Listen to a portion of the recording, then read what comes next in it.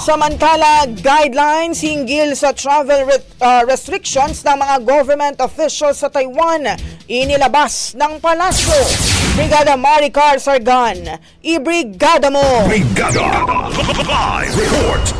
Naglabas ng guidelines ang Palasyo ng Malacanang hinggil sa pagbiyahe at pakikipag-ugnayan ng mga opisyal ng gobyerno sa Taiwan batay sa inilabas na Memorandum Circular No. 82 na nilagdaan ni Executive Secretary Lucas Bersamin.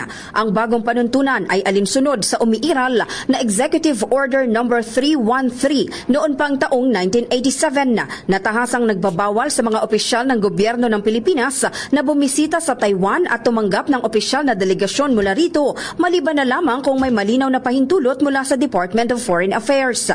Batay sa inilabas na circular, tinukoy ang Pangulo, Pangalawang Pangulo, mga kalihim ng DFA at Department of National Defense sa sakop ng mahigpit na restriksyon sa pagbiyahe sa Taiwan. Para naman sa mga opisyal na pupunta sa Taiwan para sa layuning may kinalaman sa economic, trade and investment, inaatasan silang gumamit lamang ng ordinaryong pasaporte at hindi ang kanilang opisyal na titulo. Kinakailangan ding ipagbigay alam sa Manila Economic and Cultural Office o MECO ang layunin ng kanilang biyahe bago pa man umalis at makipag-ugnayan sa ahensya habang nasa Taiwan. Matapos ang biyahe, obligado rin silang magsumite ng ulat sa MECO at DFA. Maaari namang tumanggap ng mga Taiwanese delegation kung ito ay para sa economic, trade at investment purposes basta't idadaan sa MECO at may abisong 5 araw bago ang pagbisita at magsusumite rin ng ulat sa MECO at DFA. Bukod dito, ipinagbabawal din ang pagpirma ng anumang kasunduan, Memorandum of Understanding, Exchange of Notes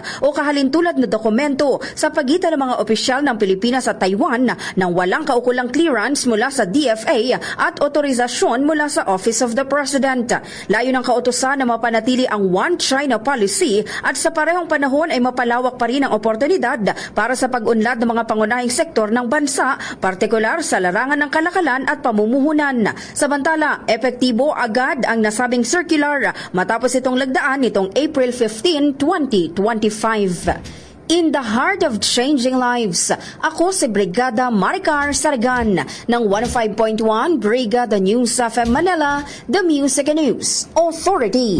Ang bahaging ito ay hatid sa atin ng Guard C Plus with Zinc Capsule. Always protektado ang kalusugan.